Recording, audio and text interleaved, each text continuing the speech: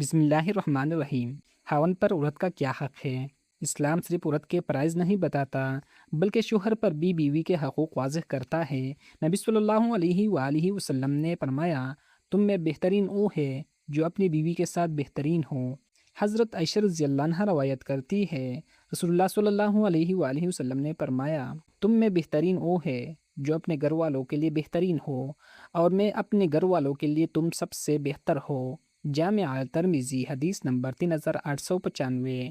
اسلام میں بہترین انسان وہ ہے جو اپنی بیوی کے ساتھ اچھا ہو۔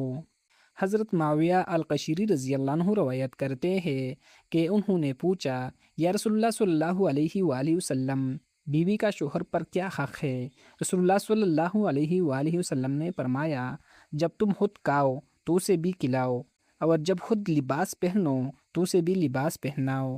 سنن ابی داؤد حدیث نمبر 2142۔ بیوی کی ضروریات پوری کرنا شوہر کی ذمہ داری ہے۔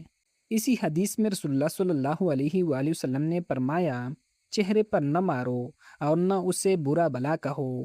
سنن ابی داؤد حدیث نمبر 2142۔ اسلام عورت کی عزت اور احترام اور حفاظت سکھاتا ہے۔ قرآن پاک میں اللہ تعالیٰ فرماتا ہے، اور ان کے ساتھ بھلے طریقے سے زندگی گزارو۔ سورۃ النساء آیت نمبر 19۔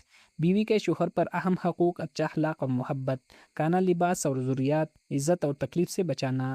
نبی صلی اللہ علیہ وآلہ وسلم نے ازواجی زندگی کو رحمت، محبت اور احترام پر قائم کیا۔ کمنٹس میں لکھ کے، اے اللہ ہمارے گھروں میں محبت، رحمت اور اچھا اخلاق عطا فرما، آمین۔